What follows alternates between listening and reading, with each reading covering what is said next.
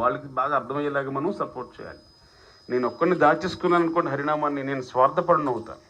కానీ అందరికీ తెలియచేశాను అనుకోండి, భగవంతుడు నన్ను కూడా ఆశీర్వదిస్తాడు అనమాట. మీ అందరూ కూడా హరినామం చేశారనుకోండి, నాకెంతో ఆనందం.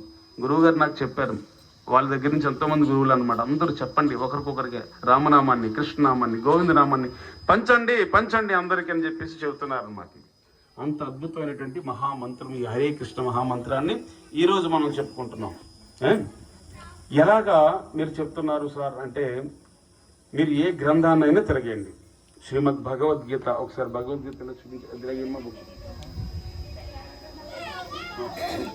శ్రీమద్ భగవద్గీతకి శ్రీమద్ భగవద్గీతకి శ్రీమద్ భగవద్గీతకి.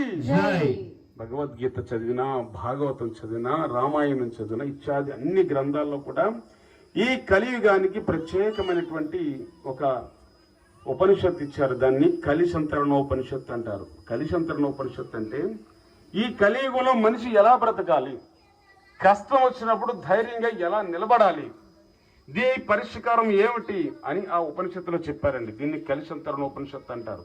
నేను ఒక మంత్రం చెప్తాను ఆ ఉపనిషత్తు నుంచి. ఆ మంత్రాన్ని మీరు 2 చేతులు జోడించి చెప్పాలి. 2 చేతులు జోడించండి.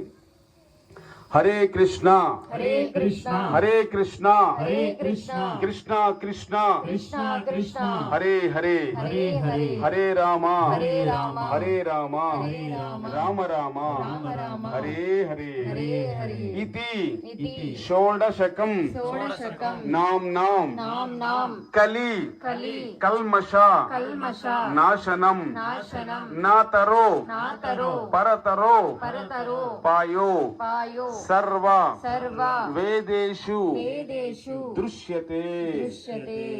ఇది కలిసంతరణోపనిషత్తులో చెప్పినటువంటి శ్లోకం. ఇందులో స్వామి ఏం చెప్తున్నారంటే, కలి కల్మష నాశనం.